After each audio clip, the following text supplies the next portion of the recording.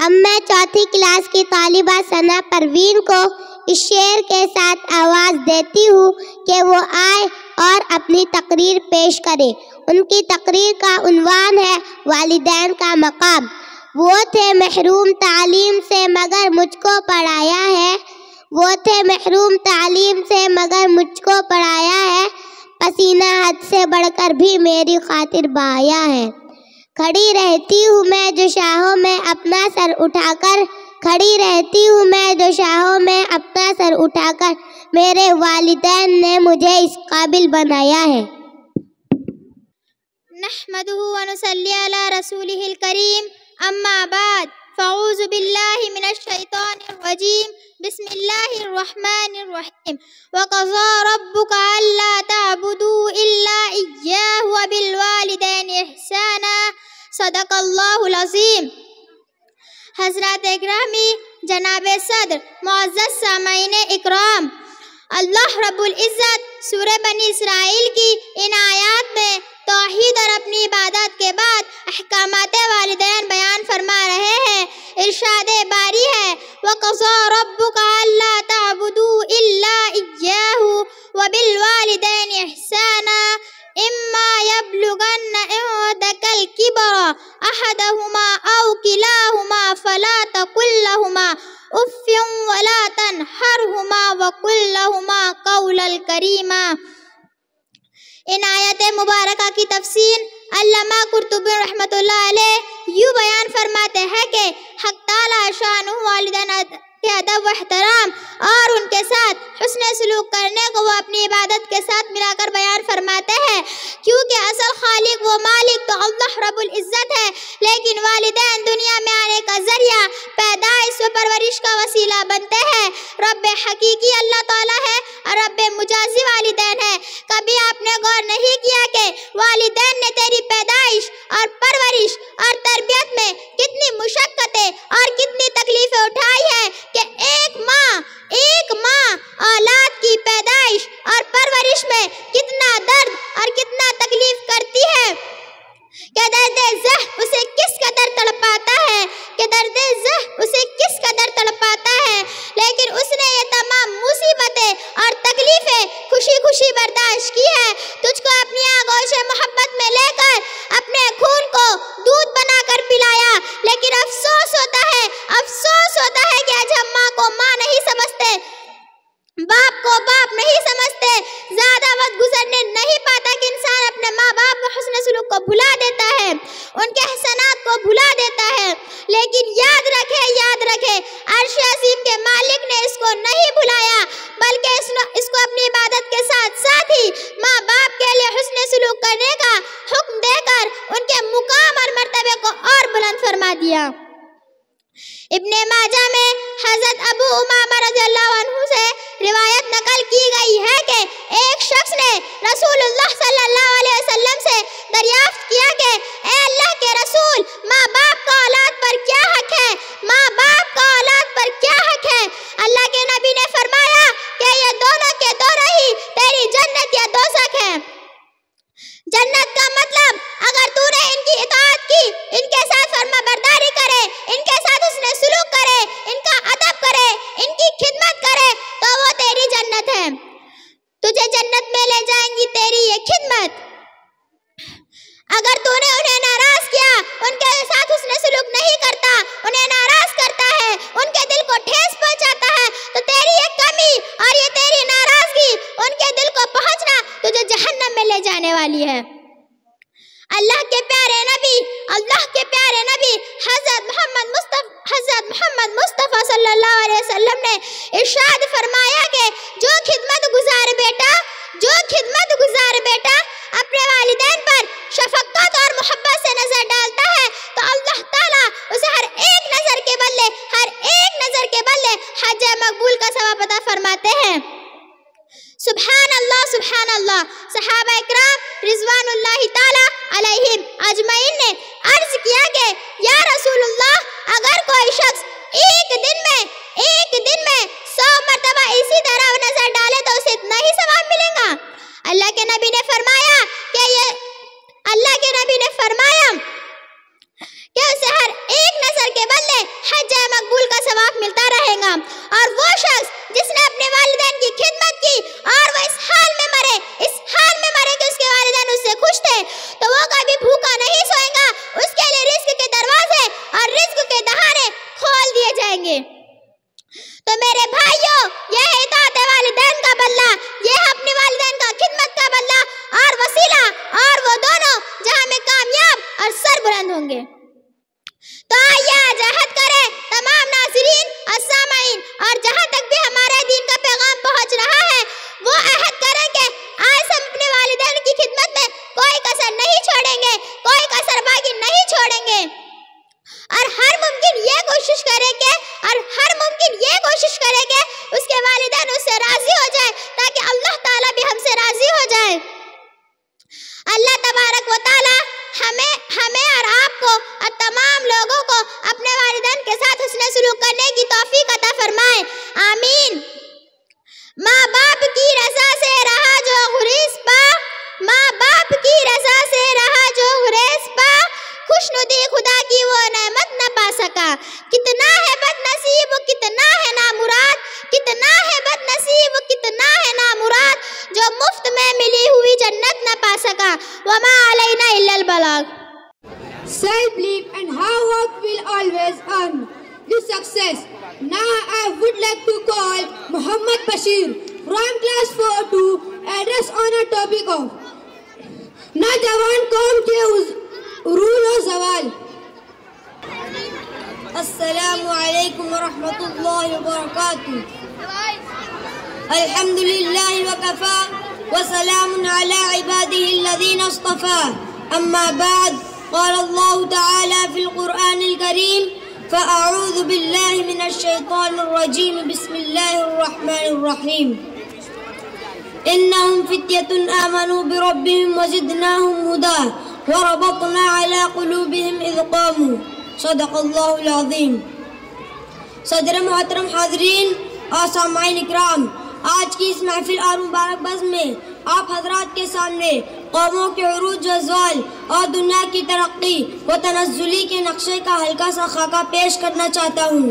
مجھے امید ہے کہ اس آئینہ اور حقیقت کی چھلنی میں ہم اقتدار یافتہ اور ترقی یافتہ اقوام کا چہرہ دیکھ سکیں گے، ان کے مستقبل کا اندازہ ہمیں ہو جائے گا اور خود اپنے تعین فیصلہ کرنے پر مجبور ہو جائیں گے۔ حضرات، آج مسلمان کی حالت یہ ہے کہ وہ ایمان سے کوسوں دور جا رہا ہے، حقیقی معرفت کا اس کے پاس کوئی نام و نشان نہیں، نہ کوئی مقام ہے نہ منصب و ٹھکانہ، وہ در در کی ٹھوکریں کھا پھر رہا ہے۔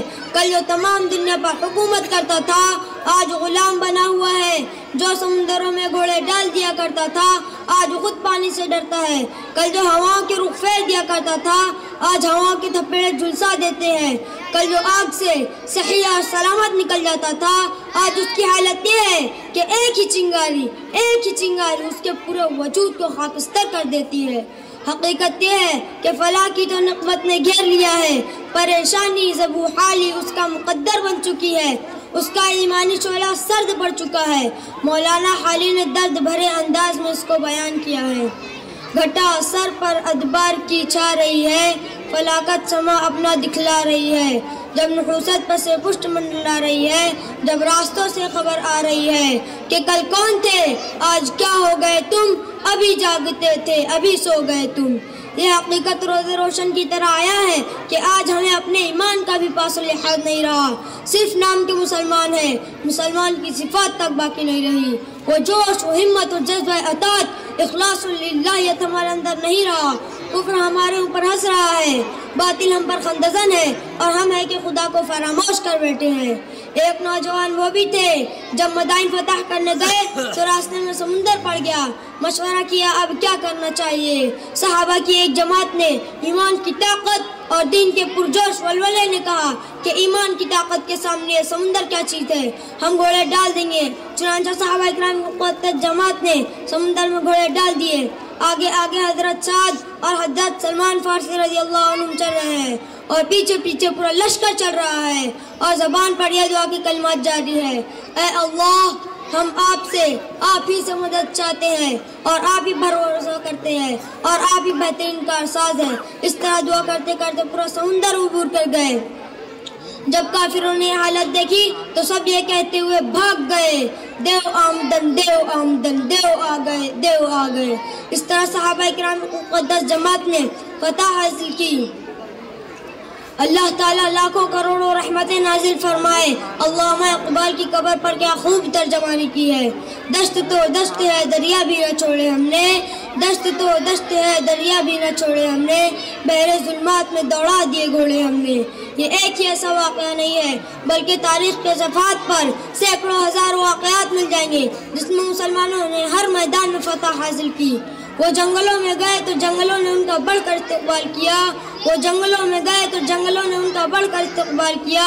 انہوں نے خاک پر ہاتھ ڈالا تو سونا بنا دیا، چرند پرند ان کے تابع ہو گئے، آسمان کے تارے، سمندر کے قطرے اور بیابانوں کے ذرے خوش آمدید کہا، اعجاز بخشا۔ چند مسلمان عرب کی بنجر زمین سے اٹھے اور دیکھتے ہی دیکھتے تمام کرۂ ارض پر چھا گئے۔ جو خود نہ تھے راہ پر غیروں کے رہبر بن گئے۔ کیا نظر تھی کہ جس نے مردوں کو مسیحا کر دیا، گویا کہ وہ ایک ابر رحمت تھا جو برسا تو برستا ہی چلا گیا۔ کیا زور و شور کیا ہوا تھی جس کے چلتے ہی کفر و شرک کے بادل چھٹ گئے۔ پھر کیا تھا، دنیا ایمان نور سے جگمگا گئی۔ مغرب کی وادیوں میں گنجی ادا ہماری، تھمتا نہ تھا کسی سے سیل روا ہمارا۔ میں آپ سے پوچھنا چاہتا ہوں ان کو یہ مقام و منصب کیسے ملا؟ اس لیے کہ انہوں نے سب کچھ قربان کر کے ایک اللہ کو راضی کیا، ایک اللہ کو راضی کیا۔ اور آج ہماری حالت یہ ہے کہ ایک اللہ کو ناراض کر کے سب کو منانے میں لگے ہوئے ہیں، سب کو راضی کرنے میں لگے ہوئے ہیں۔ وہ معزز تھے زمانے میں مسلمان ہو کر، وہ معزز تھے زمانے میں مسلمان ہو کر، ہم خوار ہوئے تارک قرآن ہو کر، وما علینا الا البلاغ۔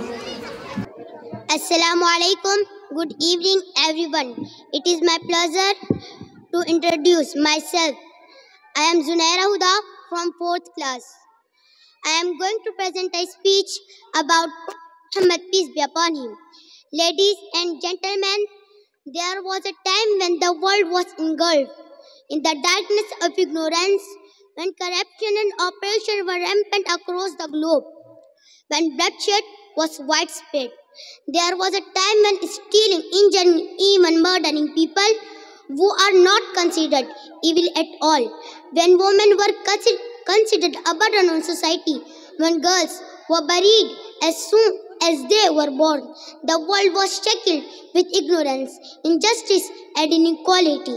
The world was rigging itself towards annihilation. And then came the light from the heavens, the light of divine guidance, the infinite light to save this world from darkness and eradicate ignorance. And then came the most awaited, the bearer of great tidings and eradicator of darkness, the noble and the generous, the truthful and the trustworthy. And then came our Prophet Muhammad, peace be upon him. وَمَا أَرْسَلْنَاكَ إِلَّا رَحْمَةً لِلْعَالَمِينَ. Allah subhanahu wa ta'ala says, we have sent you all prophet only as a mercy for entire world.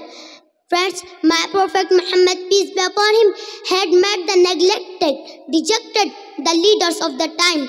He told the world status and rights of a woman. Our Prophet Muhammad, peace be upon him, had all those perfections which were found in every prophet from Hazrat Adam to Hazrat Isa alayhi salatu wassalam.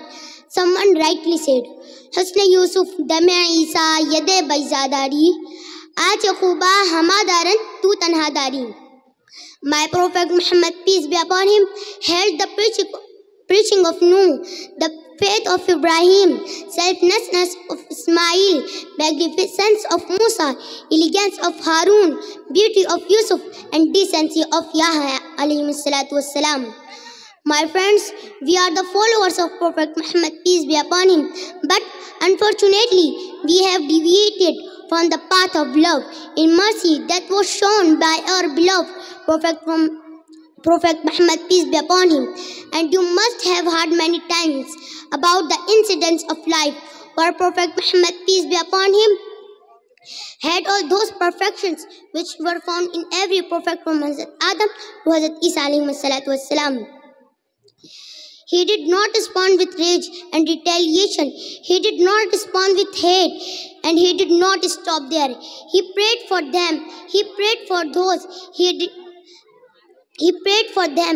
He prayed for those who had insulted. We must follow the footsteps of our beloved Prophet Muhammad, peace be upon him, choose mercy over retaliation, and hope or despair, forgiveness or revenge, and hope or despair.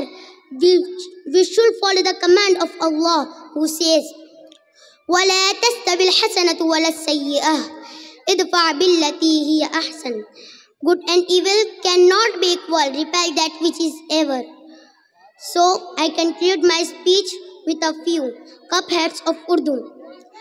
ارباب نظر کو کوئی ایسا نہ ملے گا، ارباب نظر کو کوئی ایسا نہ ملے گا، بندے تو ملے گے مولا نہ ملے گا. اور تاریخ اگر ڈھونڈے گی ثانی محمد، اور تاریخ اگر ڈھونڈے گی ثانی محمد، تو ثانی تو بڑی چیز ہے، سایہ نہ ملے گا. I end up my talk with a special message that it has been a great expense share my views with you, all respected President of wonderful people. Thank you so much.